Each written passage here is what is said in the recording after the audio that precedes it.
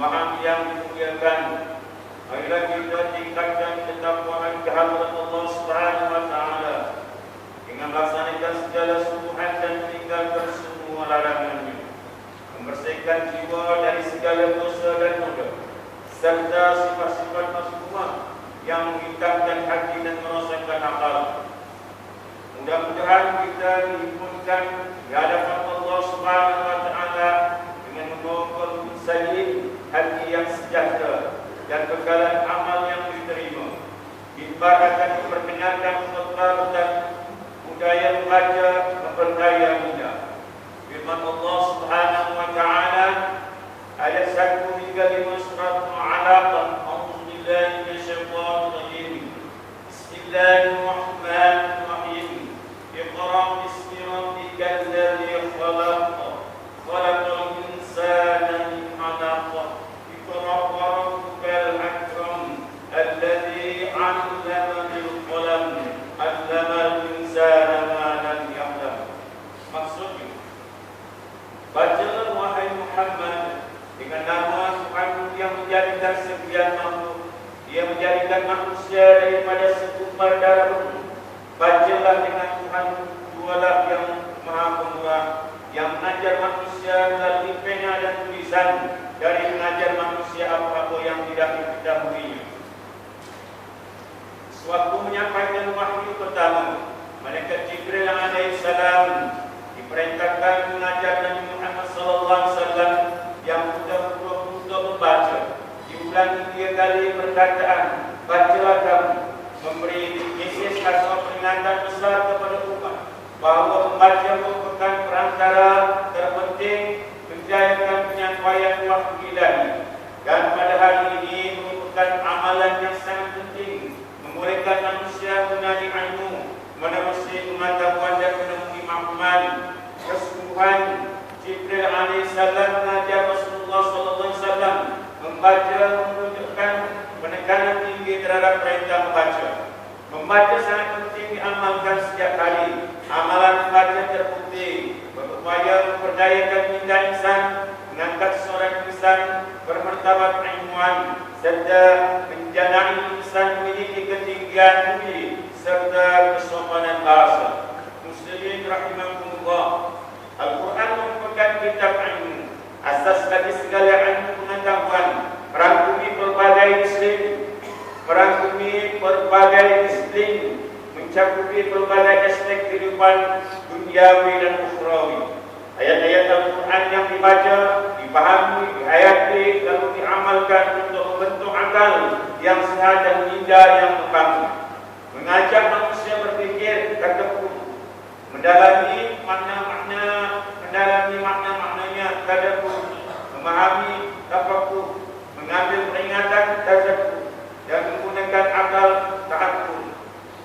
Seruan membaca yang merupakan wahyu dan perintah pertama yang diturunkan, mengimbahkan, mengabsahkan betapa membaca adalah kunci untuk membuka pintu khazanah ilmu dan juga pengetahuan.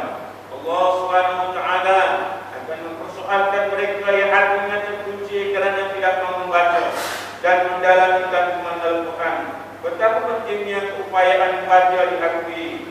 Telah diperlihatkan oleh Rasulullah SAW selepas perang Badar, baginda membuat tawaran pembebasan tawaran musyrik dengan syarat pada tawaran perang itu berjaya mengajak anak-anak orang Islam kemahiran membaca. Mukminin yang dikasihi, budaya ilmu yang dipupuk melalui pembacaan akan mempengaruhi cara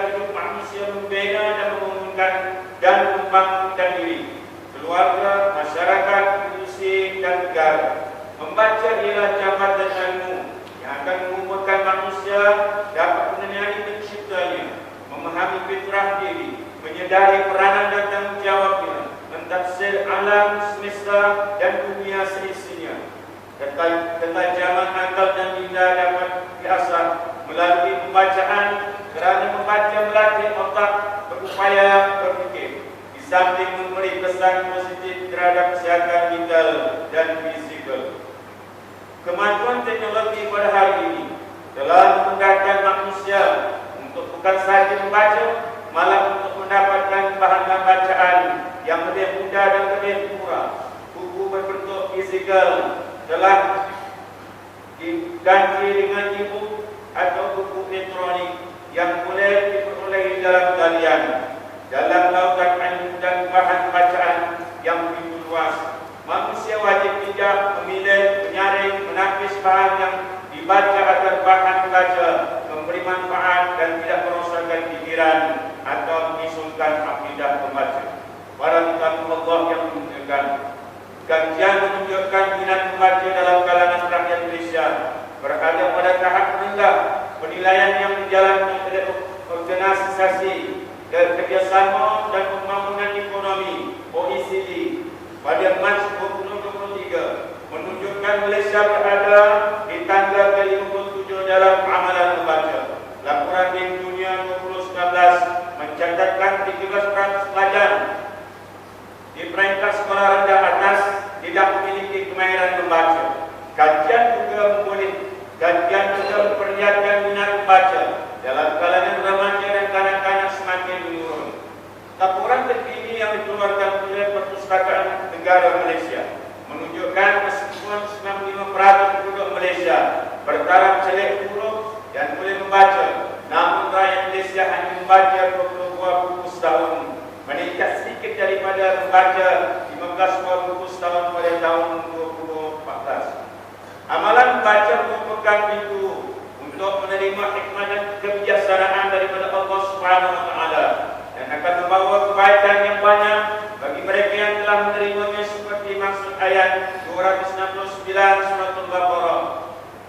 Demi Allah memberikan hikmah kebijaksanaan atau ilmu yang berguna kepada sesiapa yang mendapatnya, maka sesungguhnya yang diberi hikmah itu jadi benar-benar telah mendapat kurniaan kebaikan yang banyak. Mimbar umat beberapa peringatan berikut. Pertama, meletakkan niat ikhlas mencari keridhaan Ilahi, mendekatkan diri dengannya melalui amalan membaca sebagai ibadah yang mentaati wahyu Ilahi. Yang kedua, mewujudkan kesedaran yang boleh menyemai minat dan memupuk budaya membaca sejak dari usia kanak-kanak, sebaik mereka boleh bertutur dengan membacakan satu cerita setiap hari sebelum mereka tidur, memberi hadiah berbentuk buku, bertanyakan soalan dan menjadikan tajuk kualan mengenai bahan-bahan yang dibaca oleh anak-anak. Ketiga, mendidik dan memperbetulkan niat membaca dalam kalangan anak-anak untuk mendapatkan ilmu dan bukan sekadar untuk lulus pemeriksaan. Keempat, memberi dorongan, bimbingan dan galakan melalui berbagai cara dan pertandingan berjelaskan buku. Kelima, melengkapi dan memberi peruntukan keuangan yang munasabah untuk perpustakaan awam dan perpustakaan sekolah, dibekali dengan bahan bacaan yang menarik serta semasa dan tidak dibiarkan sebagai bangunan usang yang tidak bernyawa. Barakallahu li wa lakum bil Qur'anil azim wa nafa'ani wa iyyakum bima fihi min al-ayati wa dhikril hakim wa taqabbal minni wa minkum tilawatan innahu huwas samiul alim. Aqulu qawli hadha wa astaghfirullahal azim li wa lakum wa lis-sa'iril muslimina wal muslimat والمؤمنين والمؤمنات الأحياء منهم والأموات فاستغفروا إنه